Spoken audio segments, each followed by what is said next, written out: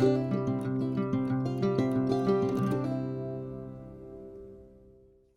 how's it going, guys? I want to make a little something here today. Everybody's probably made. Some of you may not have made. If you're new beginners, you may not have. But just show you a little bit more what you can use with your cast iron, biscuit and gravy. Everybody surely likes biscuits and gravy. So, I think it's about a 12-inch cast iron pan here. We're going to grease this puppy up. Put some biscuits in there. Now, guys, every once in the blue moon, I'll make homemade biscuits. For the most part, I'm a frozen biscuit guy, and every now and then I'll grab a can of biscuits. Ain't nothing wrong with that. But today we're going to use frozen biscuits. Guys, all you got to do is just make sure, I know everybody's seeing what I'm pulling up here and everything. Just got to make sure you get your pan greased up good, especially with frozen biscuits. Just make sure you get that thing greased up good. Just kind of just wipe it all around, go around the sides of your pan. Just across the bottom of it there. You don't have to put a whole lot, just kind of get it coated. That's all you have to do. Get your oven preheated to 375. Depending on what you're making, if you're making, canned biscuits, homemade biscuits, you may need to adjust your temperature and things like that. But very simple, but you can do it in cast iron. And guys, like I've said before, you wouldn't think there would be a difference, but there is a difference between cooking anything in cast iron as far as taste goes than cooking just a regular pan or anything like that. So we're going to get this thing loaded up, get it in the oven here, and then we're going to come back. We're going to show you how we get our gravy going, how we make our gravy. I always make gravy in cast iron. Don't make it any other way. The best way I've ever known. My mom, grandma, if you ever went to their house and they had gravy, it was always made in cast iron. So that's the way I still make it today. I always do it in cast iron. But just load this down, just however many you can get in there. Just kind of like scoot them in together. And get ready to pop this thing in the oven. But like I say, guys, very simple. Just load that thing down, just put them together, grease your pan up there, and you can see them sliding around. But guys, you can make biscuits in cast iron and all that, and I'm telling you, they'll crisp up a whole lot better and bake better. If you use your temperature right, and just don't try to get it screaming hot. It'll always work out good. Just practice with it a little while, and it'll always work out once you get used to it. All right, guys, we got them biscuits going. I already got some sausage on. This is my little skillet that I've showed it to you before. On the outside there, you can see a little build up in it. Still cooks just fine. One that my sister gave me had passed away. Guys, just put you some sausage in there. And guys, if you don't have, and I'll tell you what I've got in here, I've got 5 sausage patties. That's what I had handy.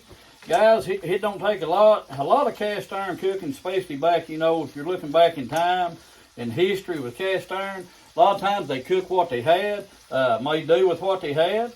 And so that's basically what I do. If I'm a cooking and I've got something that I can use, maybe, not rolled sausage where it's already, not made out into patties, guys, I'll grab what I can use and go with that. But just get your sausage browned up. What you want to do is just brown your sausage up. And if it doesn't have enough oil in it, you can always add enough oil, things like that. But just brown your sausage up. And what I do, guys, is I'll start out, I'll take my flour. Now, some people says, use all-purpose or self-rising. Guys, if I've got self-rising, I use it. If I reach up and I grab all-purpose flour, I'll throw it in there. Doesn't really make a big difference. Now, for this one here, with this size skillet, I'll take and just sprinkle in 2 tablespoons, and then go about a half of another one. Start out with that and get your roux going.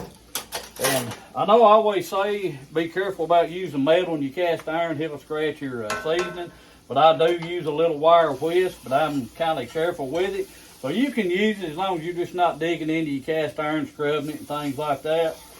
And guys, now my mom, when she cooked gravy, and she made that for breakfast. Sometimes we make it for supper. We still do here at our house. Sometimes we'll have breakfast for supper. But you just cook that roux down until you get the darkness you want. If you like light colored, like what I call white gravy, then don't cook it a real long time. Start adding your milk to it. If you like dark gravy, cook your roux down just till it starts getting dark. However dark you like it is how you make it, guys. It don't matter. You don't have to go by exactly what I do or someone else does, but just take and just do it. And I'm going to add just a little bit more flour. So that's probably going to put us 3 tablespoons of flour in here.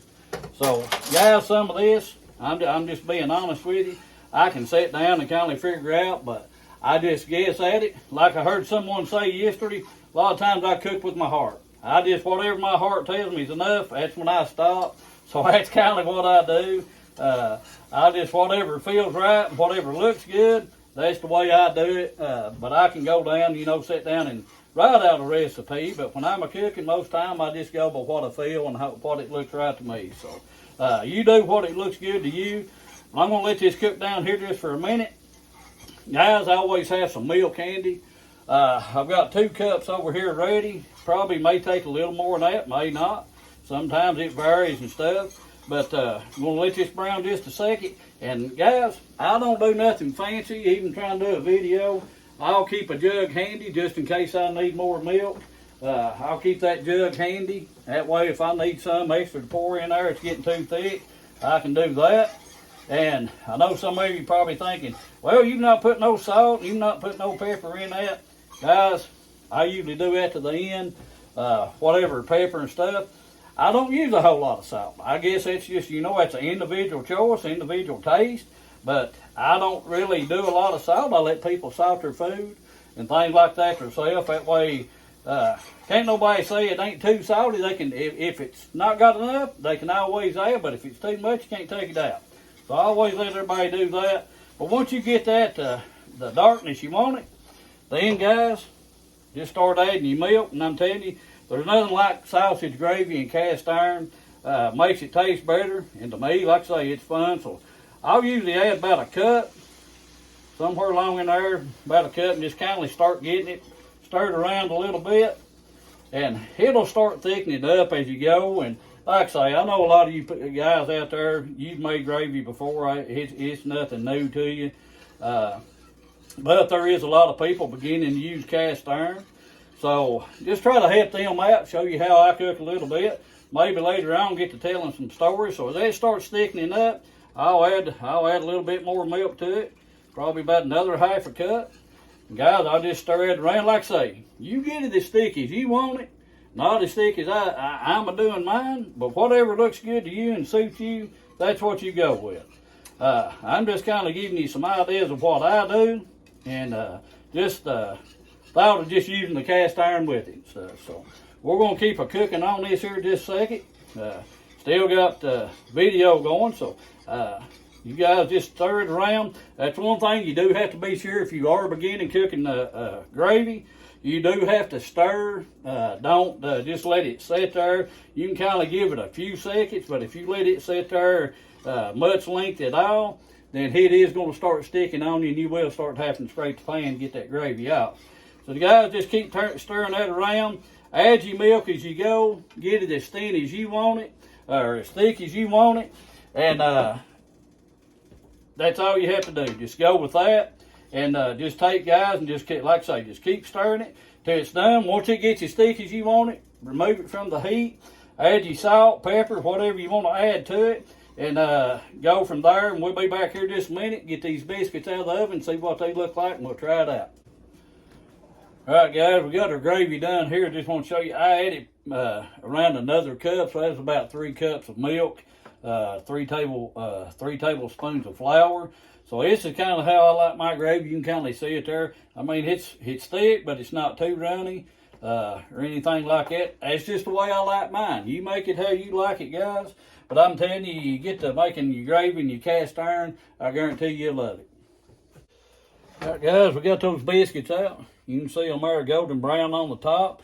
Guys, they slide around, don't stick. As long as you oil that pan up, guys, they're going to be all right, especially if your skillet, whatever you're using, cast iron, if it's seasoned good, then you're going to be able to cook biscuits, homemade biscuits, canned biscuits, frozen biscuits, however you want to, you're going to be able to do that. That's we're gonna put this together here. We'll try it out and see what she tastes like. All right, guys, we got us a couple of biscuits here on our plate. I want you to notice something on this gravy. I showed you a while ago about the gravy when I first got it done. And if you'll go back, if you looked at it and paid attention, it was pretty thin.